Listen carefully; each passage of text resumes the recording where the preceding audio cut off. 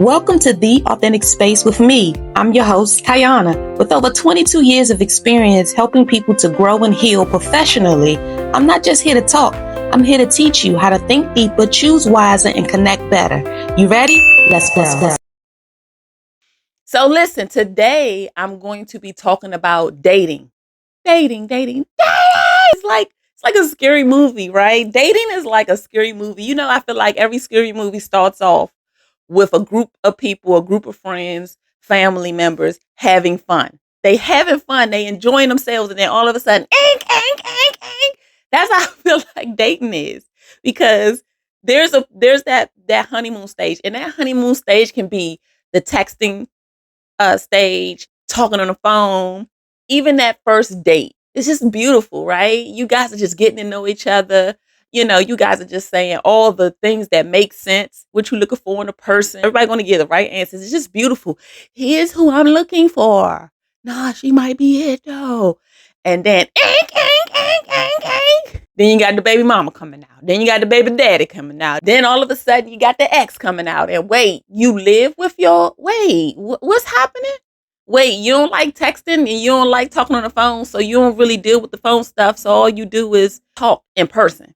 Sir, madam, listen, we can't, it's no type of relationship in 2025 that does not involve texting, talking on the phone, and meeting in person. All of those are part of dating, relating, any relationship, whether that's a friendship or a family relationship, even a co-workership. Sometimes co-workers now, they text, email even, right? So as a therapist, I'm a therapist who also has to help people navigate the dating streets. Men, women, gay, straight, whether you are in your 50s, 40s, 30s, 20s, and teens. I be all around the world. You understand what I'm saying by that? In the dating world. First of all, it's all the same. It's all the same. My goal in doing this podcast is to help every listener, every person who watches, learn how to intentionally think and intentionally behave so that they can be the person that they can be proud of. So they can be proud of themselves. And so what that means is I'm not here to tell you how to date. I am here to help you create your own understanding of dating in your life. First and foremost, the goal is to figure out, how do you even think about dating? Where did your understanding of dating come from? What influences has influenced how you date? All of that stuff is important. When you think about dating, what is the purpose? A lot of people like to get their understanding from the Bible. A lot of people like to get their understanding from the Quran and from whatever book they are reading. Some people like to get their understanding from Disney, fairy tales, Happy Ever After. There are different movies that we could have gotten our understanding of what the purpose of dating is. The Notebook, Love Jones, The Best Man, The Wood. So when you're thinking about what is the purpose, some people think that it's a casual exploration. See, this is the deal. Out here in these dating streets, I can believe that the purpose of dating is to get married, but somebody else can believe that the purpose of dating is to have fun, or is this to have a companion. There's a difference between companionship and partnership when it comes down to dating. And when you think about companionship, all companionship is where I have somebody who I can interact with. I have somebody who I can enjoy life with. Not necessarily somebody who I'm also doing life with. Not just the good things, not just the fun things, but also the hard things, the difficult things, right? When it comes down to conflict, when it comes down to grief, when it comes down to the cycles of life. Partnership is when you are saying things like, this person I am saying that I want to go through life with, and whatever life brings, it's me and you forever. And we're going to make it through the good, the bad, and the ugly. Companionship, it just says, when it's ugly, I'm rolling out. When it's bad, I ain't got time for this. I'm gonna go find somebody else. I'm just gonna get back on the dating app. It's always somebody that's gonna give me attention. That's the thing about dating app, and we're gonna get into that later. But right now, It's understanding the difference between companionship and partnership. So when you say, what's the purpose of dating? That matters. Sometimes people don't believe in marriage. So it's just a long-term partnership. So now we got all these things of what the purpose for marriage could be. And they're different things: companionship, partnership, marriage, long-term dating, casual fun. What happens when this casual fun person comes into this, I want marriage, and they meet up? I've dated guys who will tell me that their purpose for dating is marriage because they know that's what I want. And because they want me, they're going to say that because they know if they don't say that, I'm out. No disrespect to them, but we don't have the same purpose. That was actually one of the issues with my ex-husband. One of the things that he was able to disclose to me, he became who he knew I wanted him to be, not himself. So he listened to how I talked about my past relationships. He listened to me as I talked about, what I want in a relationship. He did not listen to that to see if he agrees. He decided to use that as a playbook to become who I needed him to be so that he could have me. That's so dangerous, but it's real.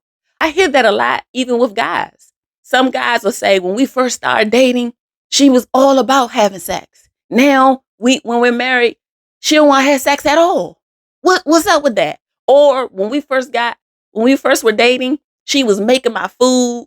She was, washing my clothes. She was making sure that I had, new clothes, and she was just making sure I was taken care of. And it's like, once we got in a relationship, once we got married, things just switched. Things just changed because people hear, people listen.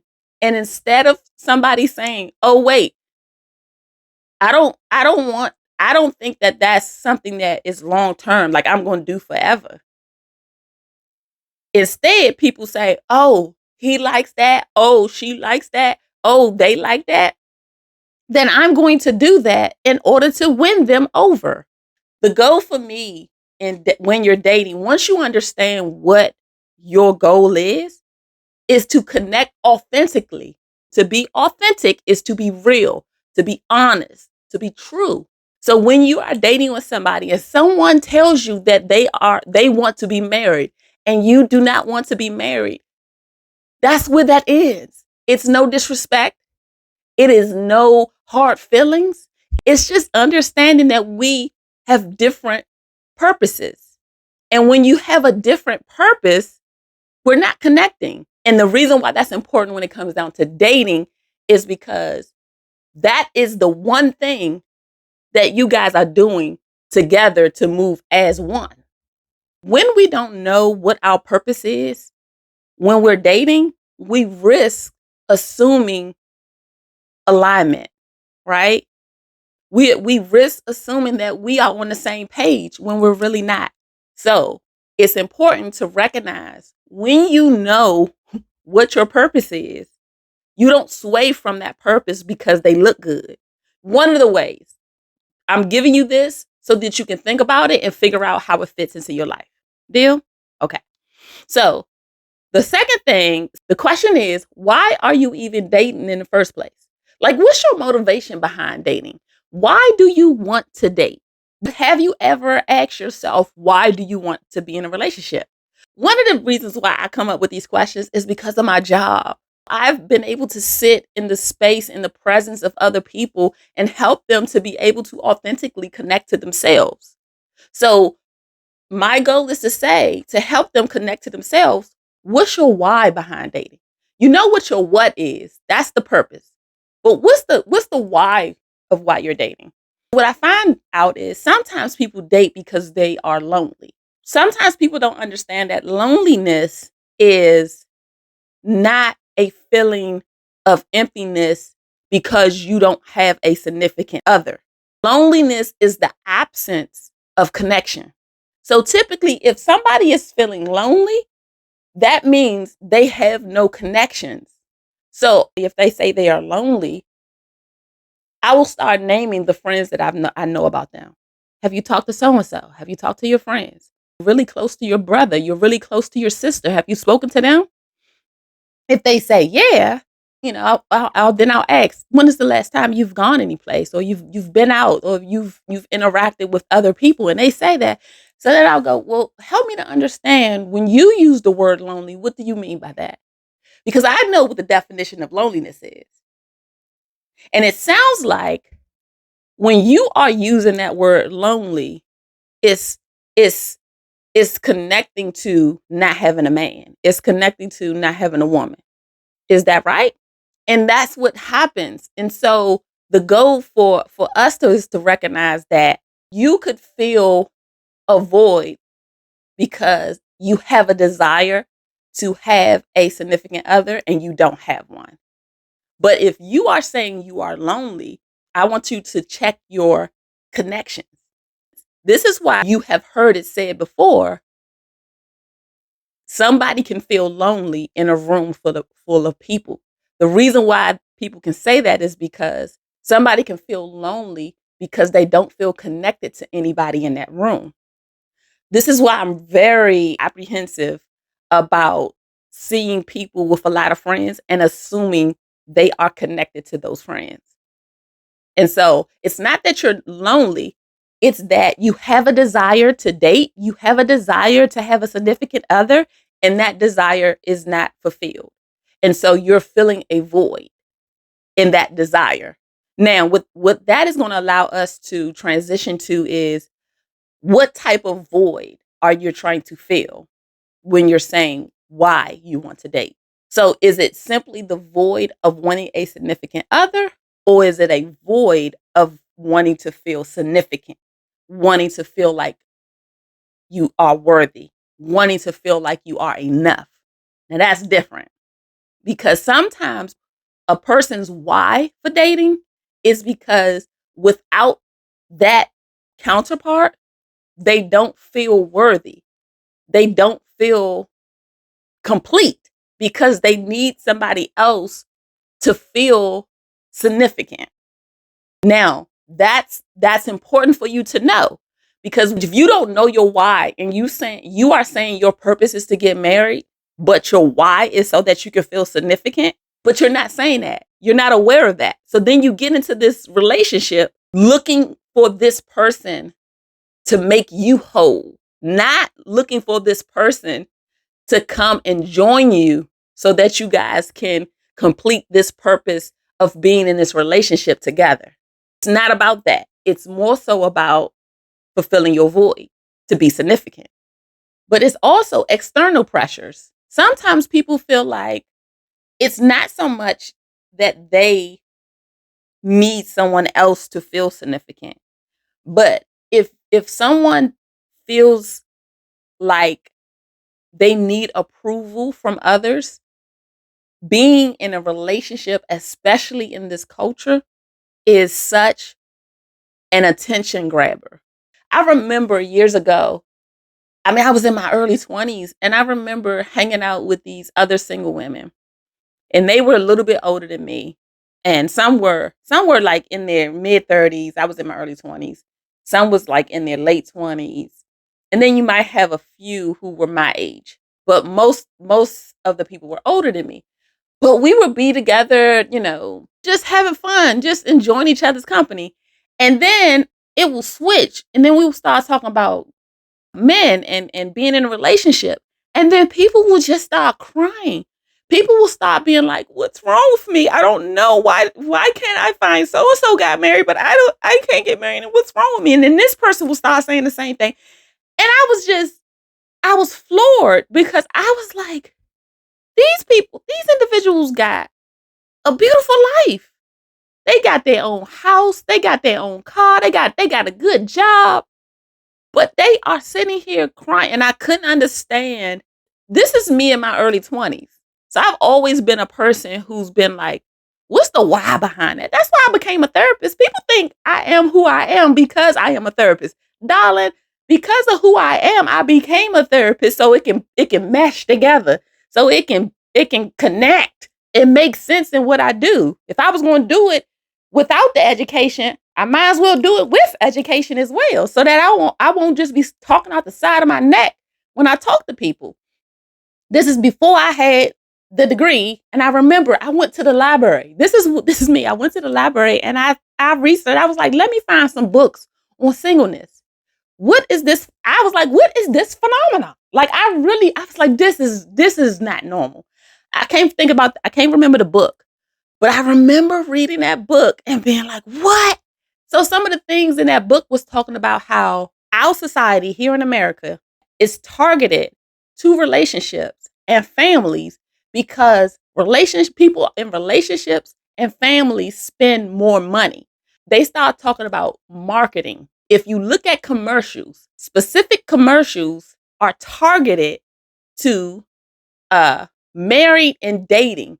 We are inundated. We are constantly bombarded with relationship, marriage, because it makes you spend more money. So when you're looking at a Swiffer commercial, the woman has on a ring or the man has on a ring. When you're looking at somebody, you're looking at different commercials, they are purposely putting on a ring. So unconsciously, you're being taught that I'm supposed to be in a relationship. I'm supposed to be in a relationship. I'm supposed to be in a relationship. I said, who knew? So one of the reasons behind our why is because we are being indoctrinated in a certain type of way. When you are on social media, you know how many people I have to support with saying, you go on social media and you gotta take a social media break. Why? Because you keep seeing all these couples and they look so happy and they look so like they're having so much fun. And so it makes you feel like, what's wrong with you? Because you're also going to look at that like count. You're also going to see all the comments. And typically those, unless that whole page is about relationships, those are the posts that get a lot of traction. So it says to you unconsciously, it sends the message that something's wrong with you because you're not in a relationship. So also knowing your why helps you to stay away from dating from your impulses. You're not just out here dating because you're lonely. You're just not out here dating because you're bored. And listen, even if you know that, I always tell people, my clients, myself, friends, just try your best to stay authentic in whatever you are doing. Stay connected to yourself, because it's truly that self-betrayal that hits harder than anything else. Even if you are with somebody and you stay with them and you knew they were going to be deceitful, and you saw it before, but you decided to overlook it, and then they was deceitful, and then you feel betrayed. The biggest betrayal comes in because you already knew, you saw the pattern, you overlooked the pattern. So now it is truly that self-betrayal that is causing, is on top of that betrayal of the other person. How you stay away from self-betrayal is to try your best to be authentic in your decisions. I know that I'm just out here dating because I'm bored. I know that I'm just out here dating because I feel like the only way that I can be enough is to be in a relationship. The only way that I feel like I'm doing something with my life is to be able to say that I am in a relationship. The goal is to recognize there are other things that could be controlling your why. The goal is to figure out what is your why and be as authentic as possible so that you can understand that for yourself. You know your purpose, you know your why. So when you get with somebody else, you also have the opportunity and the understanding and the know to ask them that. Now, here's what you got to know. Everybody is not interested in being honest. We know that. If somebody likes you, if somebody likes your body, if somebody likes your movements, if somebody likes your touch, they will do any and everything in order to get what they want. People out here who will step over you, step on you to get their needs and wants met. They don't care that you will get hurt. They don't care that you will It will be a blow to your self-esteem. It will trigger your trauma. They don't care about any of that. They just want what they want. That's why it's important to try your best to get to know people, to ask the questions up front, and to see what you see without putting something else on it. Here's the deal. Our why doesn't come out of thin air. Our why comes out of what we've seen, what we have experienced, what we visualize, whether that is on social media, TV, movies, in our households, in our families, with our friends. We're being influenced. So the next thing we're going to talk about is, what are your dating influences? So we're talking about the purpose, we're talking about the why, and now we're talking about what are the influences. So a lot of times, the biggest influence of all of our lives are our parents. So for me, my mother and father was not together. My mother struggled with addiction. So my mother had a lot of male friends come in and out the house. I don't think I've ever seen my mother in a romantic space with a man. My mother acted the same way with everybody. My mother was very social. And, my mother, one of the things that I'm thankful for when it comes to my mother's addiction, my mother wasn't a street addict. My embarrassment came from not seeing my mother strung out on the streets. But as I walked, it'll be one of her friends scratching and going, "Hey, tell your mother I'm gonna come over there later on. All right? Hey, Bunny, tell your mother, tell your mother I said, hey, girl, you're getting so big." And people looking at me like, "You," and I'm like, hey, Agnes, yeah, it's good. I tell my mama that. I tell your mama that. "Hey, baby girl, what's up, baby girl? Baby girl, listen, tell your mama I was over there last night and I forgot my hat. Tell her I'm gonna pick up the hat. I'm gonna pick up my hat. I'm gonna pick up my hat." I'm like, got you, Jay, got you. All right, that was it, right? That was my influence. So what was your influence? Sometimes people think that a two-parent household is better than a one-parent household. Not in and of itself. It can be better, but sometimes the single-parent household is better than the two-parent household, right? And sometimes people will say they got to witness a marriage of their parents for 30, 40, 50 years, and they will say, "That's what I want." Quantity over quality. That's what that sounds like. Don't just tell me the years, tell me the quality of the years. What is it about their relationship that you want? Is it simply the fact that they have stayed together for 50 years? Because there are a lot of people that I know been together for 20 plus years, and they got several kids outside of the marriage. It works for them. No judgment, no disrespect. But I do understand that that is not the longevity of a marriage that I want. And that's okay, right? I also know that in 20 plus years, there can be a lot of different things that people don't talk about. And people are so quick to pay attention to the quantity without also paying attention to the quality. Sometimes somebody is in a relationship for all these years, but they're living as roommates.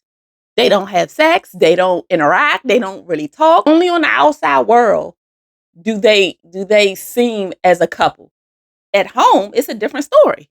When I was married, that was one of the things that I saw.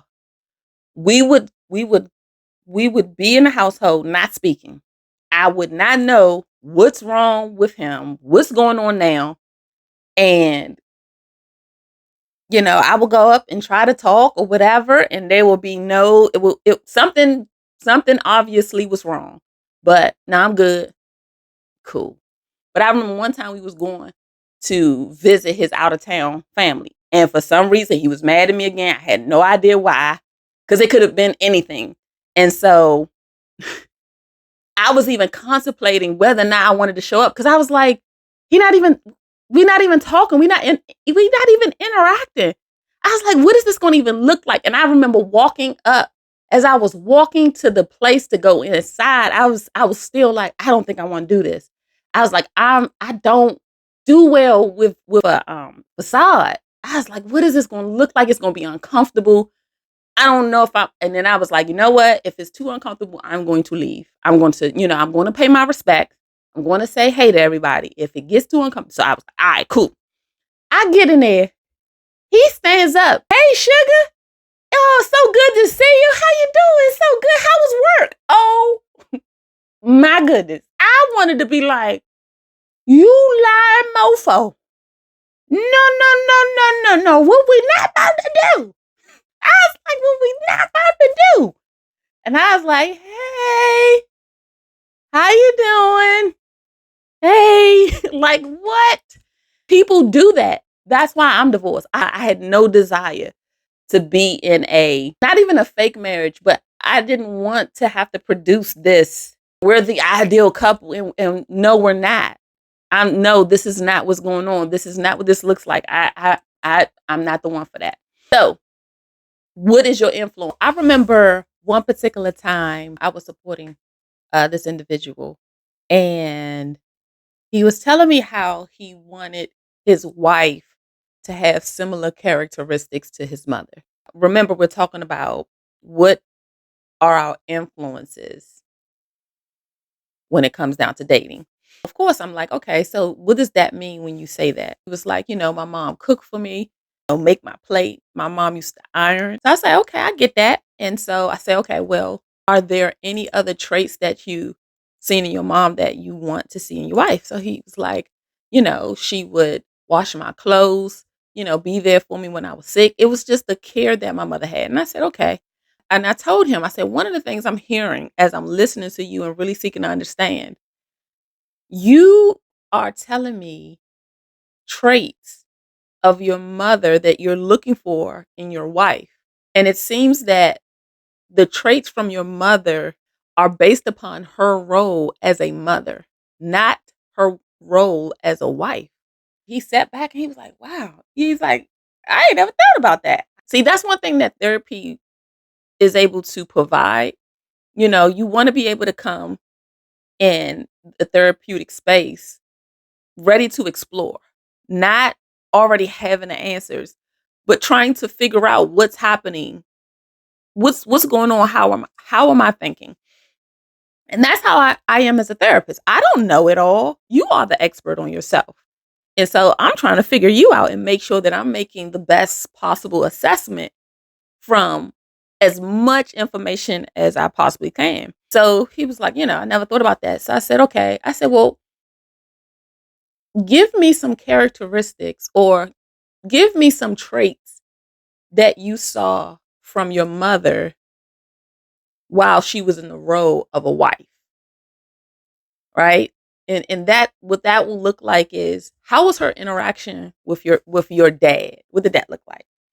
And he was looking, and he was, you could tell, people kind of look up and they thought looking around, and he could not figure anything, he could not come up with anything. So I said, well, let me give you some examples. I said, did you see your mother be affectionate towards your father? Were there any playful back and forth with your mother and father?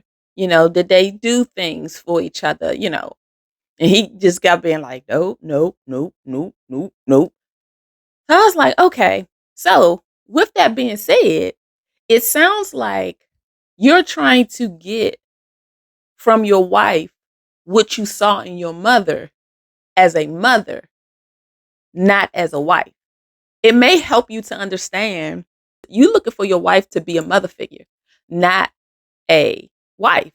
Now, I get it. Our parents are our first representation of God, right? Before we get to God, we get to our parents. And so, yes, we put them on a pedestal. Even if we have parents who have very toxic traits, nobody's 100% toxic. So now you may have to reevaluate what you are looking for from your wife. Your wife is not your mother. Your wife is your partner. Your wife is not to care for you like you are her child.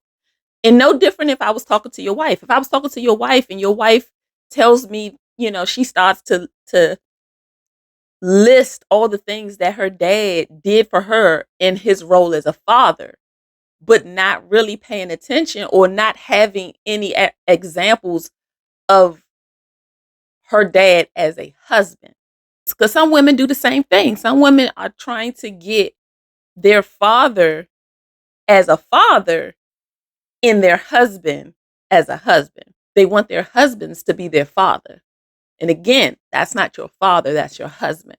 So the goal is to look at the traits based upon the roles. So look at your father as he was as a husband. Look at your mother as she was as a wife.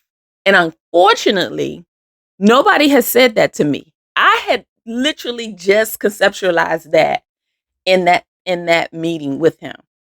I hear people all the time, I'm doing this for my daughter so her man won't be able to say she ain't never been anywhere before. But again, you're her father. What are you doing for your wife? Or let's just say it's a blended family. You might not be connected to her mother. How are you interacting with whoever your woman is, whoever your significant other is?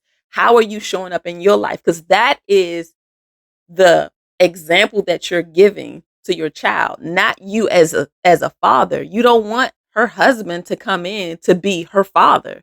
You don't want his wife to come in as his mother. So the goal is, how are you showing up as the wife? That's what you're teaching your child.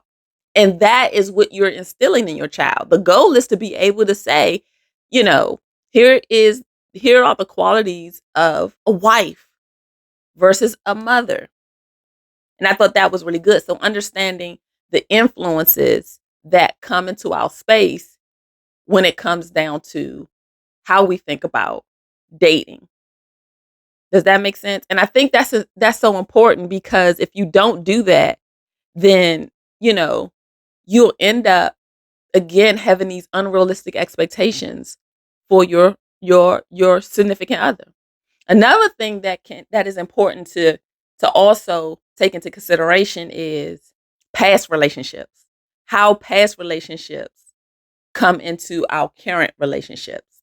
Now, I hear this all the time, and I will still suggest this as a important step in healing, so that you can be in another relationship if you are going through a breakup. I have to heal before I get into another relationship.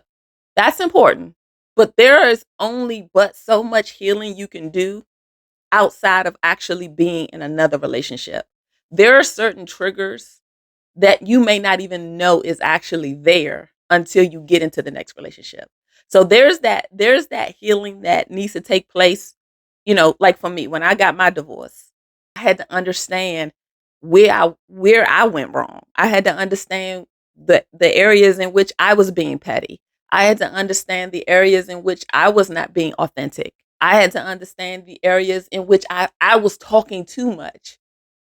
I had unrealistic expectations. And so I had to understand those things and then recognize what was attached to those things. How did I put myself in certain situations that was important for me to learn? But let me tell you something.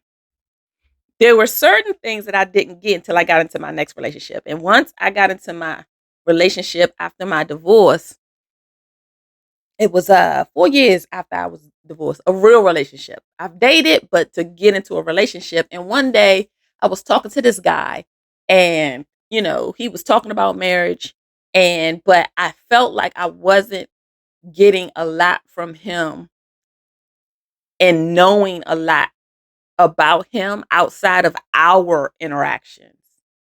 And I remember seeing this online somewhere, and someone was saying that it's a difference between someone offering information and you having to ask them for information. And so offering information is a form of transparency, where someone is talking with you about their life. Something as simple as saying, I was I was on the phone with my best friend, and we was talking about such and such and such, and it was wild. Or I was, I went out with so and so, and this is happening. And I realized that he wasn't having those type of conversations with me. And so what he came across to me as was he went to work and he was a coach, and he would go coach. He would coach, and that's all he did. And then everything else was about me. And I get that coaching can be um a big deal because it's a lot that happens and a lot that's going on. But there's more than life than that, right? I remember one time I ended up seeing he was sneak dissing. He put something in his stories, and I was like, that looked like a sneak diss. And because the type of person I am, if I have a question, I'm gonna ask that question. I'm not gonna be like, I don't want him to, sir, let me ask you a question. This is a sneak diss, and he was like, nah, this is what happened. But again, I did not know about this conversation until I saw a post. And that was what was happening. So when I talked to him about it, he said, "Listen, I'm not used to being able to share my life with a woman." He was like, "You're the first person that I feel comfortable with sharing anything with." He was like, "I feel open that I can talk to you, but I'm not used to feeling that way. Like you provide, I feel safe with you." And one thing that I liked about him is that he was planning and moving towards having his own mental health business before he met me.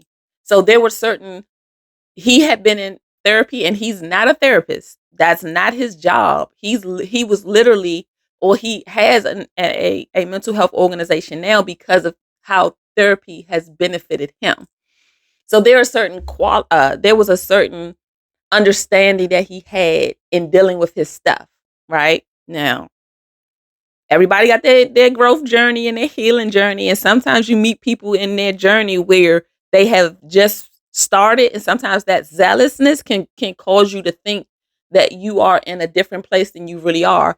Like I said, once you get into relationships and you get triggered, you thought you were good, but being in a relationship, it provides more. And so he told me, I'm not open as I could be, and I'm gonna do better. Cool. So time went past, and I noticed something had happened, and I noticed that I was talking to him about something, and I was freely just talking, and he was just asking me questions and stuff, and doing certain things about what I was saying. And I was like, okay. So I was like, so we just started talking. So I was like, well, how, what's going on with so and so, his business or whatever? And he was like, oh, I did ABC, and then I did this, and I was like, wait, I was like, this is what I'm talking about, though. That's what I mean. Had I not asked, you would not have shared. And so we talked, and somehow we got into a conversation, and I said, I just feel like you don't share. And, I need that in order to go to the next step. You keep talking about marriage, which he ended up telling me that he ended up, purchasing a ring and talking to my friends about it. But in this instance, I don't know none of that. That don't even matter because I'm letting him know that I need to understand, you outside of just me and you. And I want to know you. I just don't want to know parts of you, especially if we talking about my next is if it's a next, I want that to be forever. I want to be safe, and I want you to be safe with me. And he was like, well, I don't agree with you because I feel like I do share with you. And I said, wait. I said, no. See, what we can't do right now, I said, we can't do that. I said, right now I'm triggered. I started breathing heavy. I said, right now I'm triggered. I said, because this is the stuff that will happen when I was married. And I would bring something to my ex-husband, and then he would say he understood. He would give me examples of why it's happening, and then he would say he would change. Then it will come back up, and then he would say, well, I don't agree. And I said, this is too much right now. I said, I don't need that in my space. I said, you say one thing and you come back and say as if though you don't even agree. When you gave me examples, he was like, well, don't compare me to him. Don't compare. And I was like, it's not about me comparing you to him. I specifically just told you that I am triggered because of that. This is causing something to happen in my body, in my space, that is causing me to feel a certain type of way due to this happening in my past. Right? And so I need you to recognize that when you say something, please don't cover it up and act like you didn't say it before. And he's like, again, don't try to never acknowledging what I was saying as far as me being triggered. Never acknowledging that. Simply just sticking to that. He. You trying to compare me. So I said, you keep saying I'm comparing you, then stop acting like him then. At the end of the day, let me compare you. Stop acting like him, because that's what I would say if I was comparing you. You need to stop acting like my ex-husband. Let me compare you.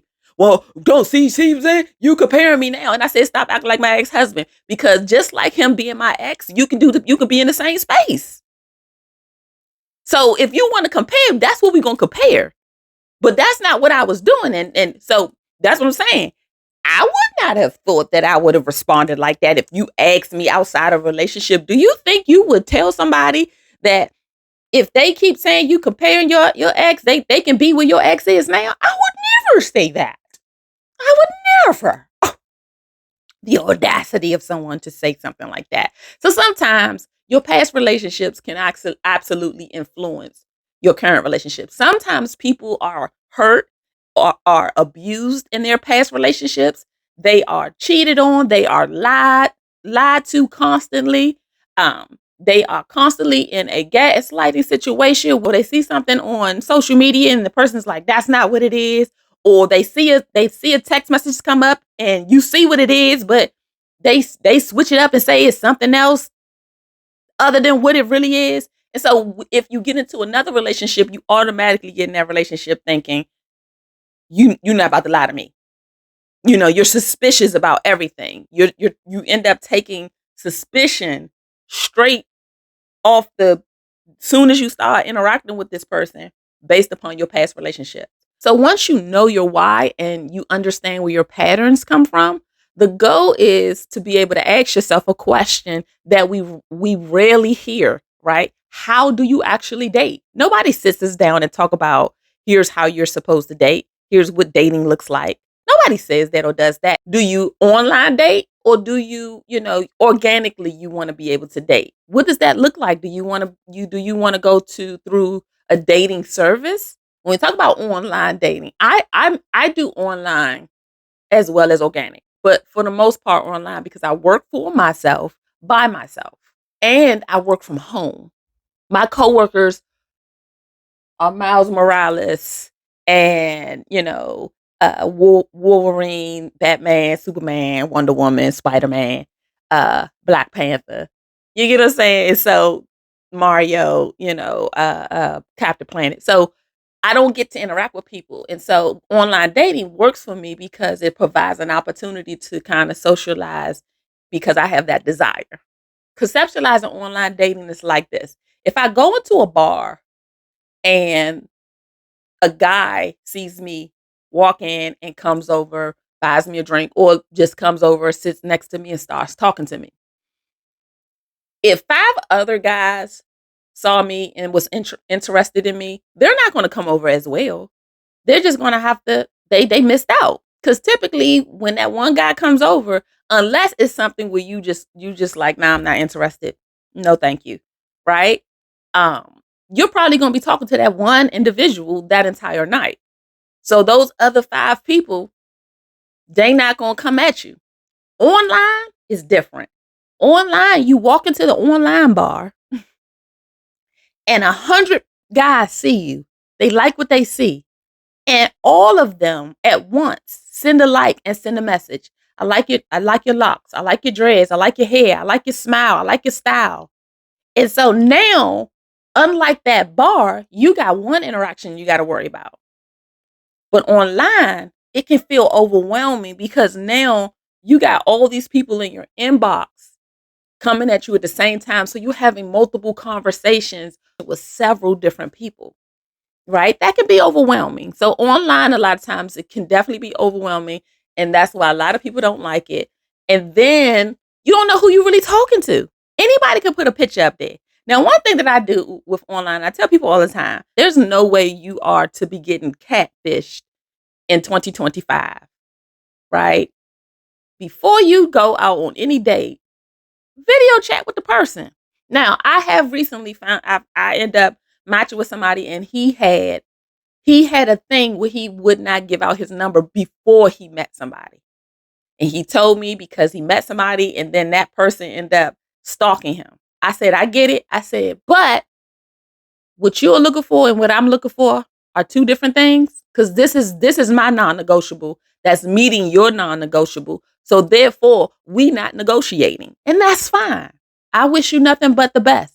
And another thing with online, what that does, it's instant too. Let's just say organically, I just go outside and go to the grocery store, TJ Maxx or Burlington. You might run into somebody, but it's rare. Online, every single time I log in, there can be a message, there can be a like. And again, that can be overwhelming. And it's so many different interactions at one time. So even with your body and your mind and your emotions, that can be playing a toll. But figuring out how you want to do it, and remember your purpose and your why. If somebody is online and they say, I'm just looking for a long-term relationship or casual or friends with benefits, then if I'm looking for marriage, I'm not liking nor accepting or answering to nobody who don't have the same goal as mine. Cool. If you're still figuring out your relationship goals, if you're still figuring out your relationship type, I'm not the one for you. I only want people who know what they want. That's the thing about dating.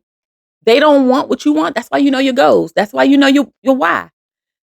It's because when you see somebody who don't want it, that cuts out a lot of the drama. We not on the same page right here. Cool. But sometimes what people will do, he look good. I'm gonna go ahead and do that. She look real good. I know she got that, but I gotta see what she talking about. We allow drama to come in, and I'm not saying I'm gonna put my hand up to this. Sometimes he does. It's like, wait a minute, he looked too good to be saying that, right? Maybe. Another thing with online, if you have kids, I would think if somebody is serious, they will put on there that they have kids. If you don't have on your profile that you have kids and you have kids, I would assume, and assuming is on me, I will own my own assumptions that you're not serious. Because if you are really about finding someone for marriage, your kids are non-negotiable. Your kids come with you. If they don't want you because you got kids, you don't want them. Sometimes people may feel like if I put out there that I have kids, then nobody is going to want to interact with me. I get that fear. And recognizing that people who say that they don't want you because you have kids are not the people for you if you have kids. That's what I think we struggle with. People, I know on this side because I date guys. I guys, if they talk about height, guys get in their feelings. And I get it because it's complex and what surrounds that and the jokes that they go through. Height is no different than size. It's no different than if somebody wears cologne or perfume that you don't like. It's a preference. It has nothing to do with you and everything to do with what I prefer. Not because you're not enough. It's not what I prefer as a person. There are people who want you at whatever height you are at whatever size you are at. I remember seeing this profile and this guy was like, in all caps, I'm not interested in a woman who gotta be out of town every other weekend and she gotta be jumping out of planes and I said, oh, he don't like me. Cause I looked at his profile because I thought he was cute. But when he said that, I was like, oh no, he ain't for me. I love stuff like that. It was another profile that I saw. This guy say, I'm looking for a woman. I like my woman to be in heels and full makeup and always have her nails done. That's not going to be me because I don't even like heels. My knees don't even play like that. And when I see that, I don't go, what's wrong with me? Because I don't wear heels. That don't mean, I don't take it personal. I say, thank you. That gives me an opportunity to not waste my time in your space. You know what you want. I'm not that. Let me move on to find somebody who I want and somebody who wants me. The biggest thing that I need, we're going to talk about traits, but the biggest thing I need when it comes down to dating is for somebody to want me for me. So now also the goal for dating is to recognize what traits are you looking for. So now sometimes I think people get really confused with understanding the difference between a pet peeve and a toxic trait, a pet peeve and a dysfunctional trait. So a pet peeve is something like a person who chews with their mouth open, right? That's a pet peeve. One way you can ask yourself, how do you know if it's a pet peeve or if it's a toxic trait or dysfunctional trait, is you can ask yourself, how would this impact our relationship? Now, if you feel like somebody smacking can impact your relationship, then by all means, make your decision.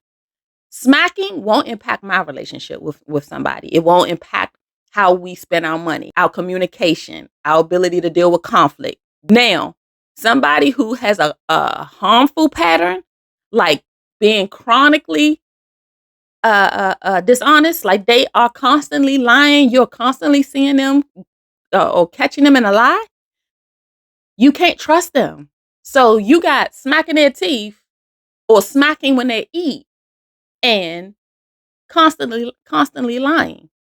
A pet peeve versus a toxic trait or dysfunctional trait.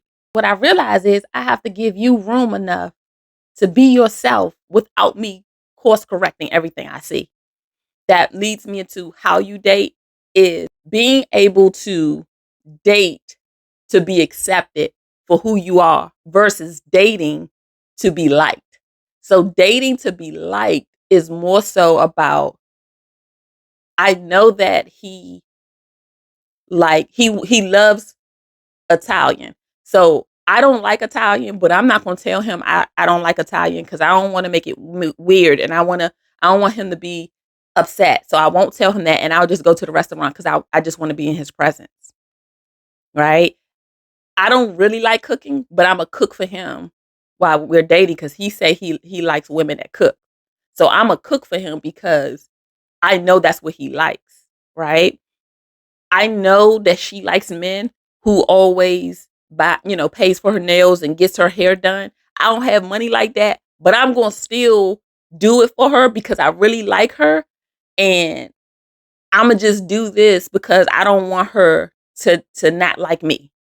Dating to be liked versus dating to be accepted for who you are.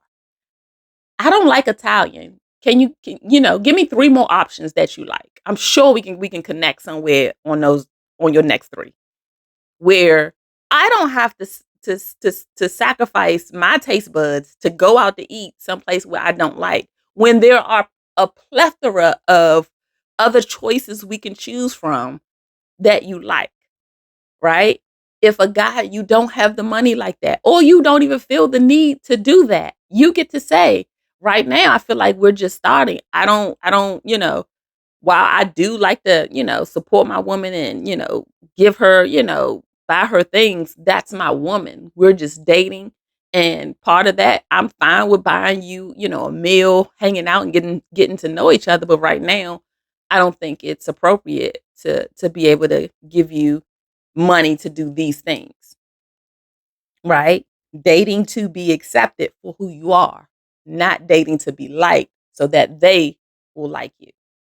And it's so important because what I realized, even in my marriage, my ex husband told me he became who I wanted him to be because he said he listened to how I talked about my past relationships.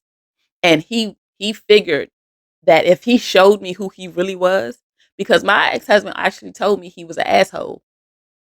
But he couldn't show me that because he knew I wouldn't be down for it. My deal is, again, like I said before, if I know that you ain't gonna like a part of me, that means you ain't gonna accept me. We ain't gonna be able to work. But sometimes what we do, we see something we like and we say, it don't matter that they might not like us. I'm going to go for this because I like them. Be mindful and be careful not to do that. That's dangerous, right? Because it's not going to end well. Date to be accepted for who you are, not date to be liked, right? And the biggest thing that I said earlier is to remember that Me not liking something about you says something about me, not you. It's more about my preferences that I had before I even met you. Now, you get what I'm saying? The kind of man that I like, who I'm attracted to, before I go online, before I go outside, I don't know you. But if I see you and you don't meet what I have in my mind, that has nothing to do with you. That was already pre downloaded prior to me knowing who you are. It's not personal. So once we understand that, I think we can date a little bit better, and understanding that everybody is not in the game to be honest, to be fair, to be kind. There are some people who are in this dating game right now, in the dating pool, and they just doing whatever they want to do to pass time. And they might say they want to get married, and they might say that they want, they want to have kids, just to say it because they like a certain type of woman. I saw something on social media, and this guy was saying sometimes he will lie to get a girl that he wants. And the woman was like, "Well, why would you do that? Why would you do that? That doesn't make sense." And he was like, "It makes sense. I know what I want. And the only way to get what I want is to lie. So I'm going to lie."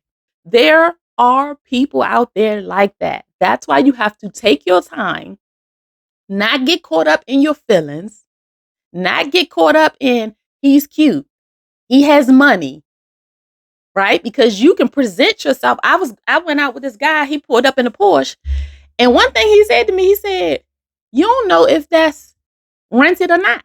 And I said, "You know what? You're right."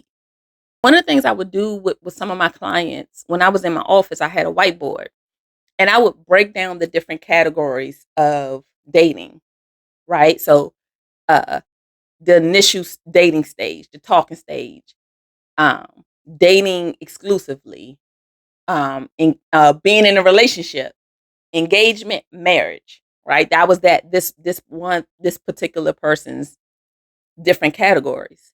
So what do you do when you're just talking to somebody? What do you do when that's basically just dating somebody? What do you do when you're dating exclusively? Because that doesn't mean you're in a relationship, but what actions and behaviors go on? Do you kiss in dating? Because some people will just start talking to people, and they are kissing, having sex, meeting each other's friends, family, hanging out every day, talking every day, and they can stay in this stage for 6 months. Be authentic to yourself, not just for how you act, but also how you accept reality. If that's you, this is a lot of time why people don't feel the need to move to any place else in these stages, because they get everything here. Now, there are also people who get everything here and decide to still get married or decide to get into a relationship. You have to figure out who you are with and what you want to do, right? For me, I have what I call that you get certain access to me based upon the commitment. So if there's no commitment, you get limited access. Each stage of commitment comes with the ultimate access. It's like when you go to a hotel, right? You can get the basic, or you can get the suite. But the suite comes with more access. You get access to the lounge. You get access to different perks. You get this access to this beach versus that beach, or this part of the beach versus that beach. You get a different place you check in. There's certain things you get when you get this suite versus when you just get a room. And that is how I look. But that's me. You have to figure out, because when I talk to my clients, I'm not trying to force how I think and how I live on them. The reason why I live the way I live is because of all of my experiences, all of my education, all of my understandings, everything that I have been through. This is why I have come up with how I live my life in this particular way. So you can take all of your experiences, everything that you have seen, and figure out what do you want out of life and what makes sense for you right now. I love to talk about dating. I know that it can be frustrating. I know that it can be daunting at times, But I also think that sometimes it's daunting because they're not intentional about how they do it. Think about the questions that I have for you, and can you answer them, right? Remember, dating well is not about perfection. It's about awareness, knowing your purpose, understanding your why, recognizing your influences, and being intentional about your approach. When you date with clarity, you give yourself the best chance at connection. We want it to be in a relationship that's sustainable.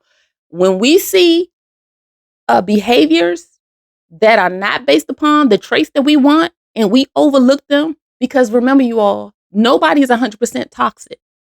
Even that, listen, you know that because you know how many people talk about being with a narcissist, but they'll be with this narcissist for years, because a person who struggles with narcissism is not manipulating 100% of the time. Those other times that he is in the honeymoon stage, she is, giving you the best sex you ever had, giving you the best, having fun and having those moments of togetherness and closeness. And then you have the other stuff. Then you have the other abuse. Then you have the other emotional, physical stuff that goes on. And so your goal is to really recognize, you have to do the cost benefit analysis. What is this relationship costing me? And how is this relationship benefiting me? And do the benefits outweigh the cost, or are the costs outweighing the benefits? You can have one cost and 8 benefits, but that one cost can cost too much. And vice versa. You can have one benefit and have 8 costs. But based upon this benefit, you can say, nah, I think this benefit is worth taking on this cost. That's up to you. But the goal is to be authentic to yourself and authentic to the moment. Because self-betrayal is the worst in dating situations. It's nothing like being betrayed by somebody you trusted and then turning around and having to really take a good look at the situation as a whole and to find out that you also betrayed yourself. You saw this, you saw that. You decided to overlook it because those moments, sporadic as they may be, those moments of connection that you had with them. So the goal is to really continue to show up for yourself, being intentional about dating, right? Thank you for watching. Make sure you like, make sure you share, have these conversations with your friends. Ask your friends, do they have these questions? Can they answer these questions? And it's just good to just hear what they will say, right? So I want you to make sure you take care of your heart, you take care of your mind, and most importantly, you take care of yourself. Deal? Deal. The content shared on The Authentic Space with Kayana is for informational and educational purposes only. It is not a substitute for therapy or mental health advice. Although I am a licensed clinical professional counselor, listening to this podcast does not create a therapeutic relationship. If you are in need of mental health support, please reach out to a licensed professional in your area. And remember, you are worthy of support, healing, and wholeness.